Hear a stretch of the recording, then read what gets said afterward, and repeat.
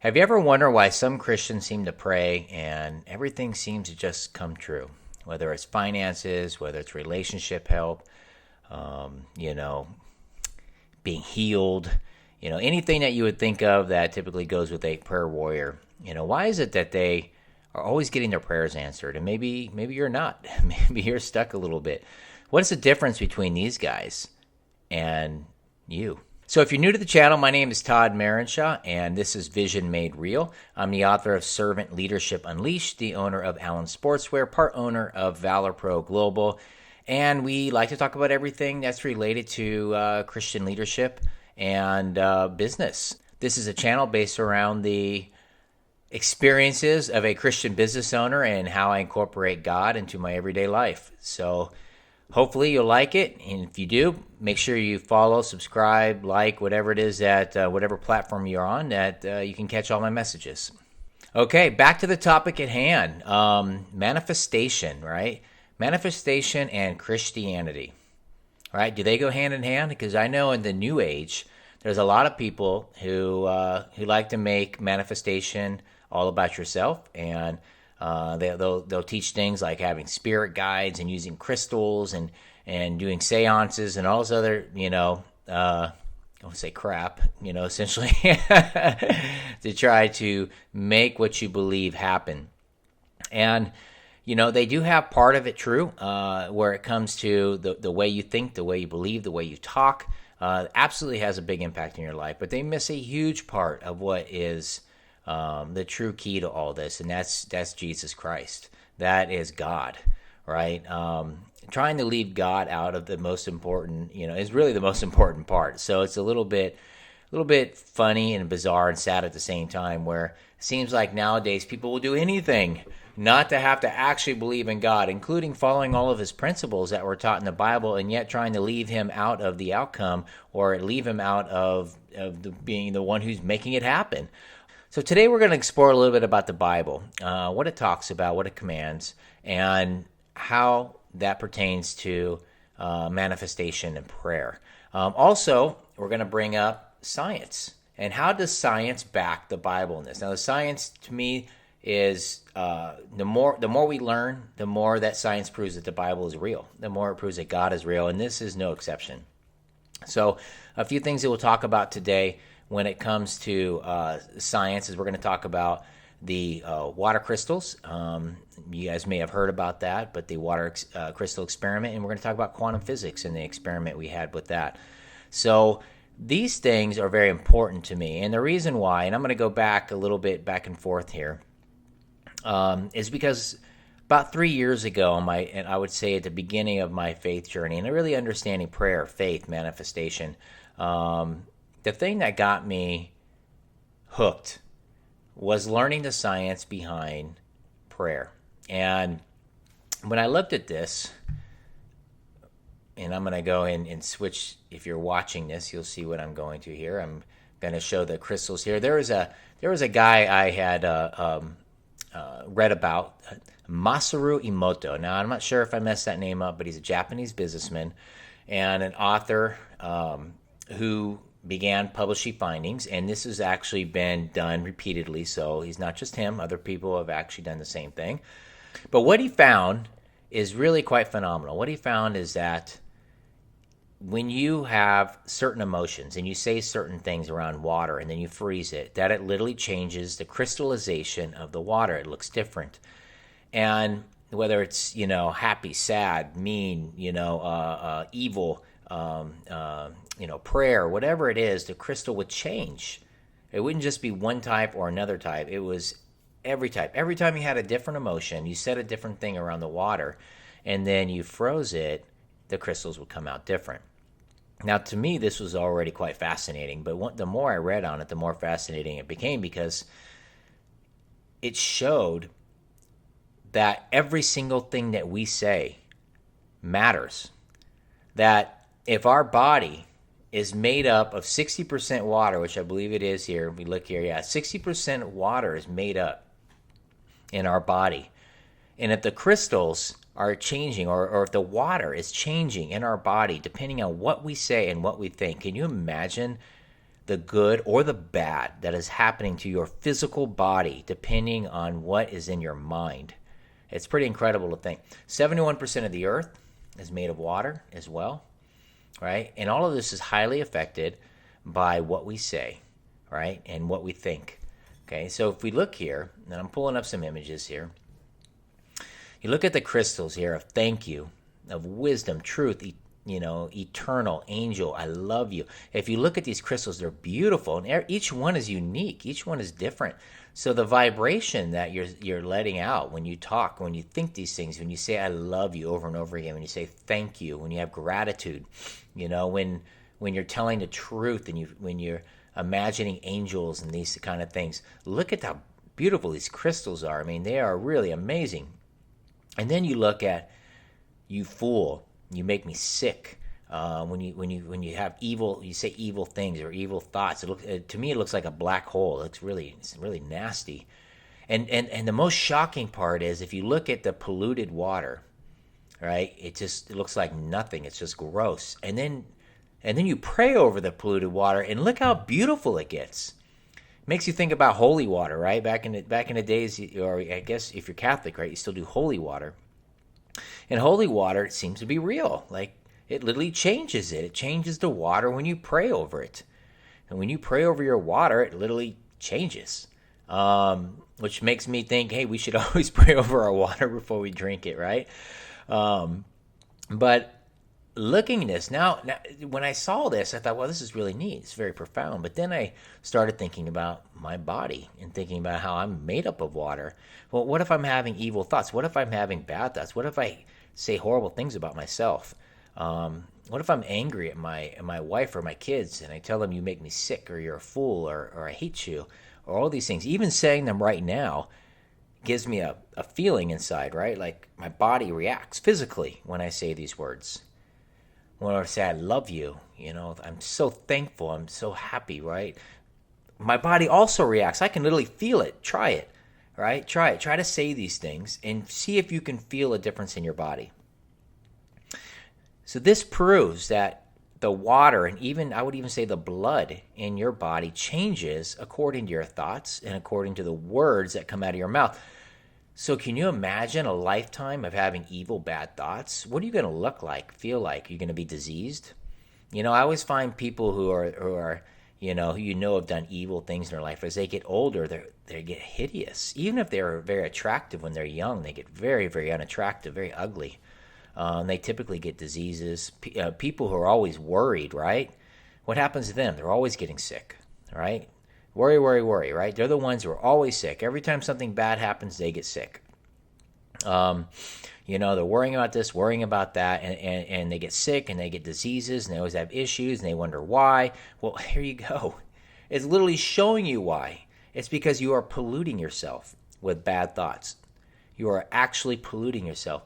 But a person who's led by prayer, who's at peace, who feels love and joy, their body is being healed by the very same process. The very same process, just feeling blessed, makes you blessed. It makes you feel happier, makes you healthier, makes your body happier, okay?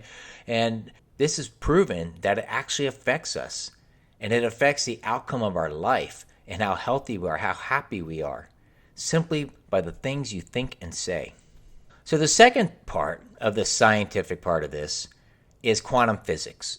Okay, so I'm not I'm not a scientist here, so I'm going to try to just kind of read some of this, and tell you how I take this and how it helped me. But let me just read this out. So in Israel, right, in 1998, one of the most bizarre premises of quantum theory came out, which is the observer effect. And a lot of people have read about this already. But a lot of times, even if we've read it, we don't really know how to equate it to our life. But essentially it talks about is when a quantum observer, right, a person, right, is watching quantum mechanics states that particles can also behave as waves, right? So, and this is also true for electrons at a submicron level, at a distance, at distances measured less than 1 micron or 1,000th of a millimeter. Okay, so the experiment revealed that the greater the amount of watching, the greater the observer's influence on what actually takes place. Okay? Layman's term right there. Again, it goes on to say, as strange as it may sound, interference can only occur when one is watching.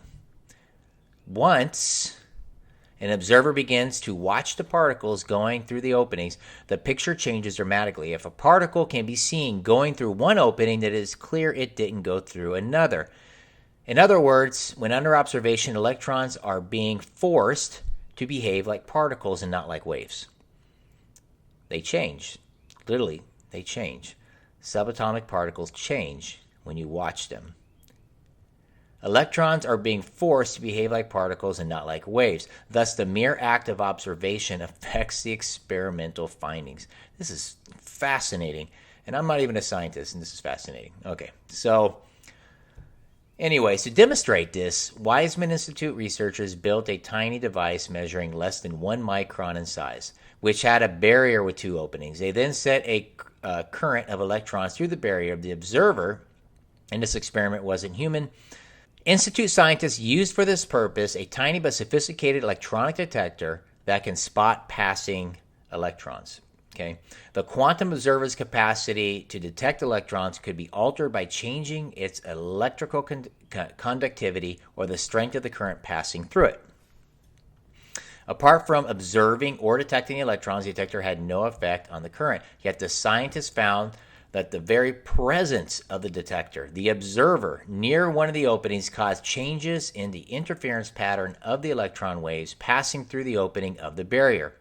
In fact, this effect was dependent on the amount of the observation. When the observer's capacity to detect electrons increased, in other words, when the level of the observation went up, the interference weakened. In contrast, when its capacity to detect electrons was reduced, in other words, when the observation slackened, the interference increased. Okay, so thus by controlling the properties of the quantum observer, the scientists managed to control the extent of its influence on the electron's behavior. Now here's a link below. You can read it all on your own if you so desire. So, and I did not get this information on my own. These are obviously the stuff that I looked up, so I will have the links available if you want those. What does this all mean? This means, to me, as a Christian who believes in God, this means this very world was created for us, just like the Bible says. It was created for us. The whole world reacts to us. It reacts to us observing it, right? The water reacts to the way we talk. The whole world reacts to our vibrations that we give out when we're positive or negative or angry or happy. What does this mean on a bigger level? This means prayer works. This means if we pray, it actually affects people. It affects us. This means that when a church gets together and they fast together and they pray for something, that it literally can affect an entire world. That you can send out ways that you can literally change the world with prayer. Okay? And the Bible talks about when we were made, right? God made us in his image, that there's a piece of God inside of us. And the Bible talks about also, where is the church? The church is within you. Where is the Holy Spirit? The Holy Spirit is within you. Okay? Well, what is God trying to tell us over and over and over again? It is within us. The power is within us. Okay? When you're sitting there and you're praying and you're looking up and you're on your knees and you're looking up to the heavens and saying, help me, God's telling you, I'm already there in you. I'm already there in you. Okay? The power is already in you. It's not our power, it's his power, but it is in us. Okay? So what does this mean? Well, let's take some Bible scriptures and let's figure this out. How do we use this as Christians? How do we use science? How do we use the understanding that the whole universe reacts to our prayers, to our beliefs, and to our thoughts? How do we use this as Christians?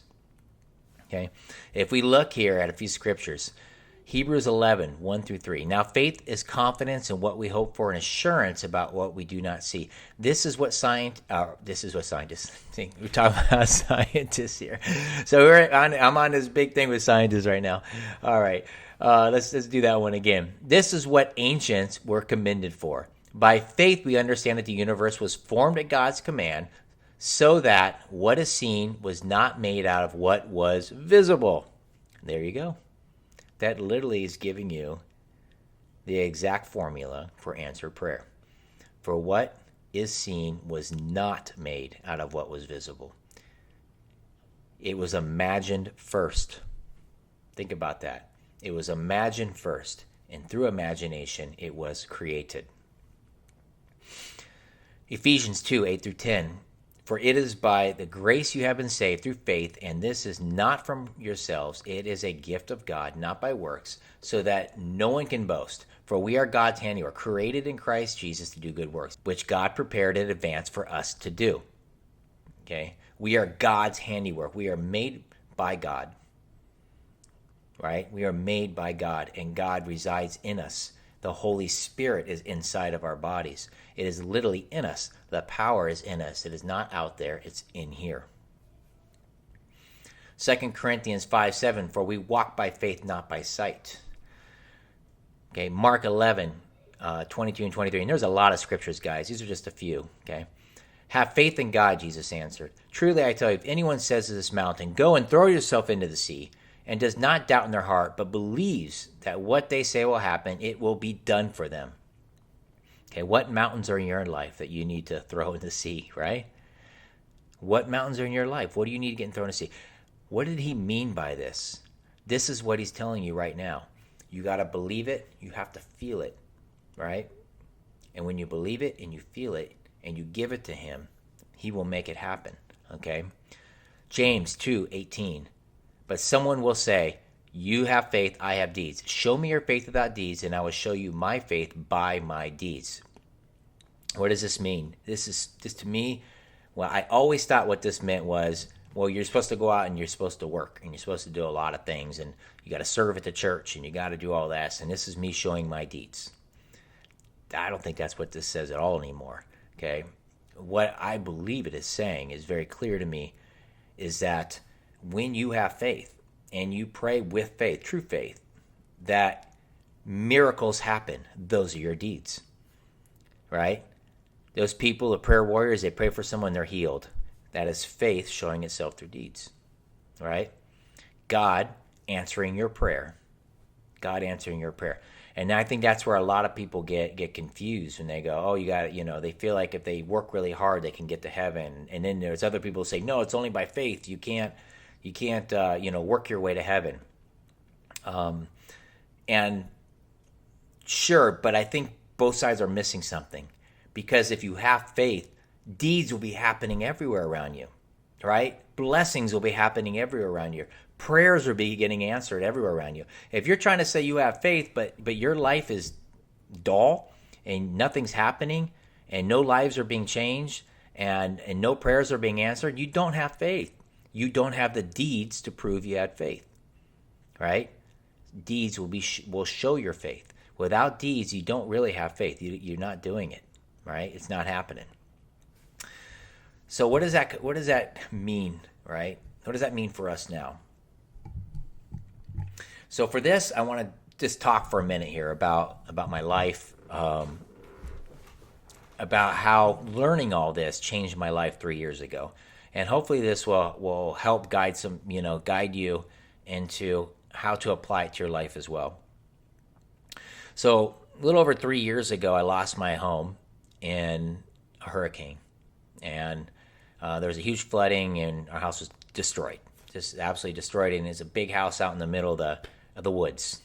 So when it was destroyed, we went to our insurance company and tried to put in claims. And we were immediately, they were like, I don't know, we'll get back to it when we get back to.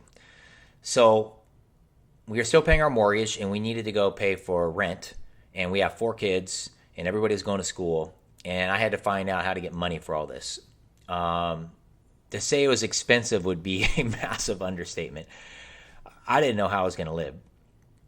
And when this happened, I was horribly depressed. I mean, just sit out in front of my patio drinking a beer and staring at the sky depressed for hours on end. And this went on for probably 2-3 weeks where I just kind of sat there with whatever rental place we were at. We were doing Airbnbs every week. We couldn't even find a rental house yet. And I would just stare at things. I literally couldn't function. To say I was sad would be a massive understatement, And on top of that, I'm a veteran. I was in the military. I have a little bit of PTSD and things like that, and that wasn't really helping my case. I'm struggling here a little bit here. I'm having a hard time mentally. It was a very hard time in my life, very hard time, and I really wasn't sure how I was going to get through it. And that's when I read these scientific studies, and then I went through the Bible and I started rereading all the scriptures about faith, and I was like, oh my gosh, I missed it. Like, I missed what it was saying. And it changed completely the way I started praying. And I went from begging God, getting angry at God, yelling at God, wondering God didn't hear me and answer me, to spending 5 to 10 minutes in the morning, another 5 to 10 minutes in the evening, depending on what's going on, and just getting into a deep meditative state with God where I'm relaxed. And I would imagine what I needed as if I already had it. That's the best way to put it. I needed money. I needed a place to stay. So I would imagine I'm in a place and we're happy and the bills are paid. And I would think about it and imagine it and put a scene in my head until I felt it. And that's the key. Without the feeling, this doesn't work. And it just doesn't work. You must feel it. I would feel it. I would feel the prayer fulfilled. I would feel the prayer fulfilled and what it felt like, and just be like, and I would breathe out in relief that my bills are paid. I'm okay. God's got me. And I would imagine I'm sitting next to Jesus and we're chilling, right? We're just chilling like the boys. We're hanging out. And I'm sitting in our place, wherever this place was. I'm imagining my bills are paid. I'm okay. I'm okay. And I would do this 5 to 10 minutes in the morning, and I would do it in the evening. And I began to not panic as much. My depression started lifting, and I had horrible depression. I started feeling better and better. And then within a week of doing this, we got a check in the mail for $10,000, right, from the government. We didn't even know why. And when I checked, they said, oh, they found something, an error in a past tax, something that we had put in 3 or 4 years ago. What? Like, they found an error and just sent us money back out of nowhere? Like, has this ever happened in human history? I didn't know. It gave us the money we needed to pay a down payment and to get into a home and to pay our first couple, month of rent and to buy food. Like we had money, and I didn't know how we were going to pay.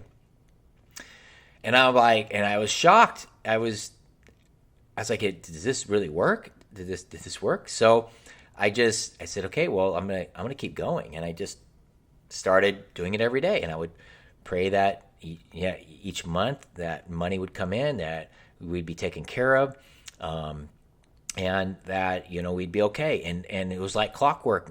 We'd get some weird check, or some church would do a fundraiser without us knowing, and give us food, or they would give us money. I was talking to my son one time. We were driving in the truck, and I was explaining what was happening, about how every time I envision what I need and get myself in the state fulfilled, right, where I feel what I would feel if it's fulfilled, and I really envision it and stick it in my mind, and then give it to God, that my prayers keep getting answered. And not always in the way I would see it, but they just always be answered.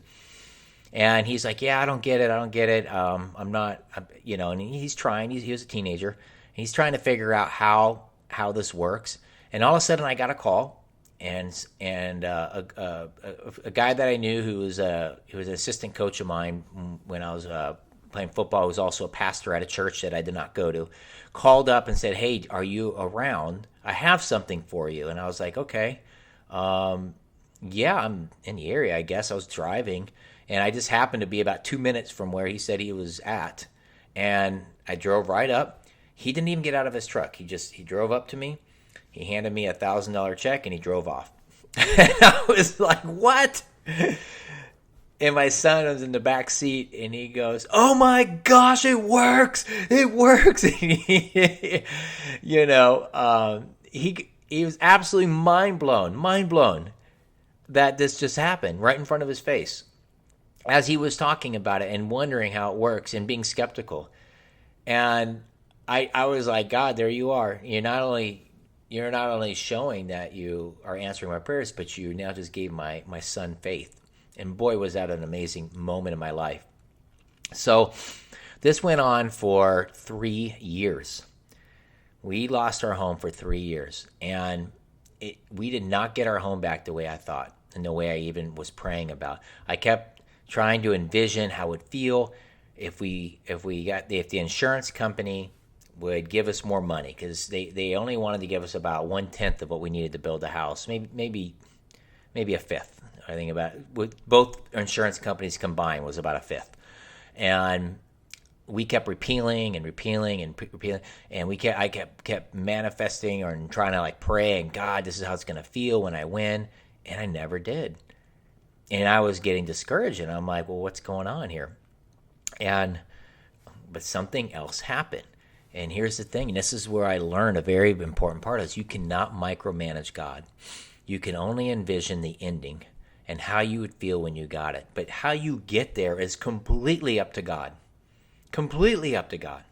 And if you try to micromanage him, you will run into roadblock after roadblock after roadblock. It won't happen. It's just not going to happen. So this was part of my maturation, right, into learning this. And in learning how to actually talk and speak and pray with God, and how he actually answers. And one day, the SBA, who we had applied for, they had a program for people who lost their home in disasters like we had. They had called and said, okay, you got approved, which is great. So with their money plus the insurance money, we had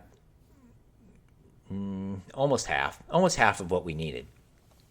And at this point, I had already contacted a general contractor and asked him to get started on faith.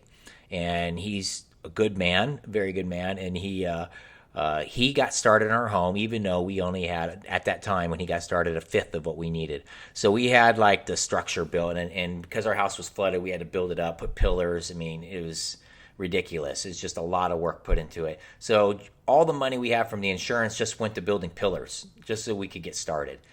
And then we had no money. So right before he's going to stop working, the SBA calls and says, they got money for us. Great. We continue on. The money that they gave us covered just enough to pretty much build the floor. So we could build the floor of the house, and pay for, all the people we needed to pay for to kind of just get everything started, and the paperwork and all that. Engineers, there's a lot of stuff that goes into building a home. So it paid for all that stuff plus a floor.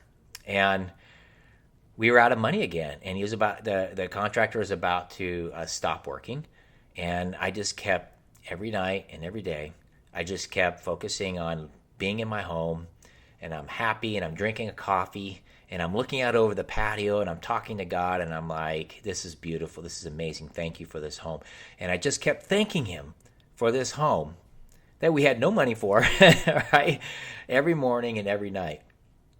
And every single time for 2 years, because we started building it, took about 2 years from beginning to end. Every time we needed money, the SBA we would get a new person. Like every time we had like someone with the SBA, they'd say, there's nothing more we can do for you. We cannot help you anymore. And then every 2 to 3 months we need money, we'd get reassigned someone new. And the new person would come in and say, hey, I think I found a way to get you more money. And they would get us more money. And then a few months later, we would lose them, and a new person would come in, and they would the same thing would happen. We'd be like, "Oh, we're out of money," and they go, "Well, I think I found a way to find you money." And this kept happening for almost 2 years, all the way to pretty much the very end. And to top it off, at the very end, we had a property we had forever that we just been renting. We couldn't get rid of forever out in California, and I ended up being able to sell that to pay for the rest of the home. So in the end, through prayer, God kept providing over and over and over again the money needed to rebuild our house. Always right before we needed it, but not in the way I ever would have imagined. Right? If I tried to micromanage God and be like, this is the only way, I have to win against the insurance company, I have to get it this way, which is what I started doing at first, then I would have just met frustration after frustration after frustration, which I did. I felt very frustrated for a long time with the insurance companies. But when I let it go and just focused instead on the end, on just being happy that I'm in my home, feeling blessed that I'm in my home, feeling like, I'm on top of the world, and having the emotions, right? Allowing myself to feel the emotions of having gotten back into my home, right? Not just thinking of it in my mind and praying to God, but feeling it, truly feeling as if I was already in it, right? Every morning and every evening, I had to pretend with feelings I was in my home. And I did that nonstop for 2 years. And the day that I actually walked up and sat there and looked out over the balcony, it looked exactly like my vision. Exactly like my vision. It was incredible. And this home, it didn't just help me and my family have faith. It helped everyone. When they were building this house, we would come into this home essentially every day. Every single day we would come and we would pray over it. And the workers would see us. And then we started coming in with Sharpies and we would put prayers on the flooring and on the boards and around the windows and around, before they went in. And every part of the house, we would put scriptures and scriptures and scriptures every day. And we would invite our friends over and they would see it and they would put their own scriptures. And then I noticed something incredible. Like I would come in and walk in the house and I would see scriptures that I knew we didn't put or our friends put. And I realized it was the workers. The workers, the people building the home were so impacted, they started writing scriptures all over our home. We had scriptures everywhere. In the attic, on the floor, in the walls and ceiling, everything had scriptures. And everybody was writing them. And when people would come over to the house, everyone was saying, I have such a feeling of peace in this home. And it's because this house was blessed by so many people, dozens and dozens and dozens of people. It was blessed. So this home, right, that I prayed about, that I manifested through prayer, wasn't just for me. It's for everybody, right? It affected everyone. Right? It affected dozens and dozens of people, all through a simple prayer. A simple prayer. And what was that simple prayer? Just sitting on the patio, sitting next to Jesus, smiling and thanking him for my amazing home. Feeling it, truly feeling how beautiful and awesome it was. And he kept providing time and time again. Anyways, just thinking about it really gets me going because to this day, I just think about this and I feel so blessed. And I am reminded of how incredible God is every time I talk about this story. But I want to leave it off there and encourage you today to truly learn about how to manifest through prayer, how to manifest through Jesus Christ, how to believe in the end, feel the end, and let God take care of the rest. So until next time, guys, please again subscribe if you like what you're hearing here. Would love to hear back any comments or anything like that. But until next time, guys, be blessed. Take care.